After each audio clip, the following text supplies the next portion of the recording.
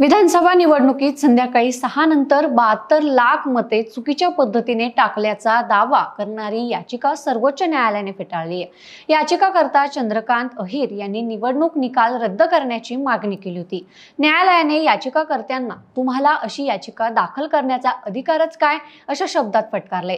उच्च न्यायालयानेही ही याचिका फेटाळली होती आणि वृत्तपत्रातील लेखावर आधारित याचिका दाखल करण्यावर आश्चर्य व्यक्त केलं होतं। न्यायालयाने सुनावणीत वेळ वाया गेल्याबद्दल दंड आकारण्याचा इशारा दिला होता, पण तो आकारला नाही। काँग्रेस नेते राहुल गांधी आणि विरोधी पक्षांनी निवडणूक आयोगावर मतचोरीचे आरोप केले। प्रकाश आंबेडकर यांनी ईव्हीएम फेरफाराचा दावा केला, तर चेतन यांनी मतमोजणीत लाखो मतांचा फरक असल्याचं म्हटलं। निवडणूक आयोगाने हे आरोप निराधार ठरवले। 5 महिन्यात कोट्यवधी मतदार वाढल्याच्या दाव्यावरही आयोगाने खोटेपणा आणि दिशाभूल असल्याचं म्हटलंय। मुख्यमंत्री देवेंद्र फडणवीस यांनीही राहुल गांधींचे आरोप खोटे असल्याचं सांगितलं।